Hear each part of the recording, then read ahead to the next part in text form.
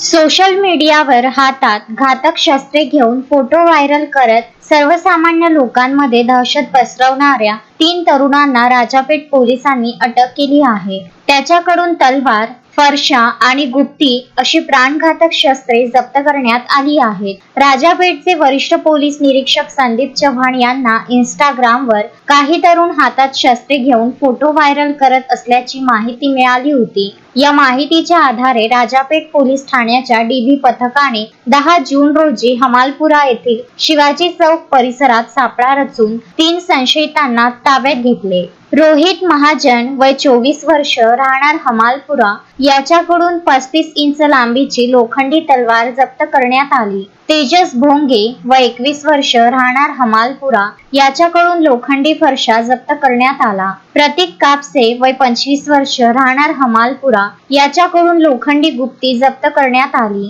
पोलिसांनी आरोपींकडून एकूण 4000 रुपये किमतीची प्राणघातक शस्त्रे पंचासमक्ष जप्त केली आहेत. या तरुणांविरुद्ध राजापेठ पोलीस ठाण्यात अपराध क्रमांक 490/2026 कलम 4/25 आर्म ऍक्ट सह कलम 135 अन्वये गुन्हा दाखल करण्यात आला आहे. ही धडक कारवाई अमरावती शहराचे पोलीस आयुक्त राकेश ओला, पोलीस उपायुक्त श्याम घुगे आणि सहाय्यक पोलीस आयुक्त संजय खताडे यांच्या मार्गदर्शनाखाली करण्यात आली. यामध्ये वरिष्ठ पोलीस निरीक्षक संदीप चव्हाण, मनीष करपे, पंकज खटे, रवी लिखितकर आणि अर्जुन कदम या पोलीस कर्मचाऱ्यांनी महत्त्वाची भूमिका बजावली. शोएब खान, विदर्भ न्यूज, अमरावती.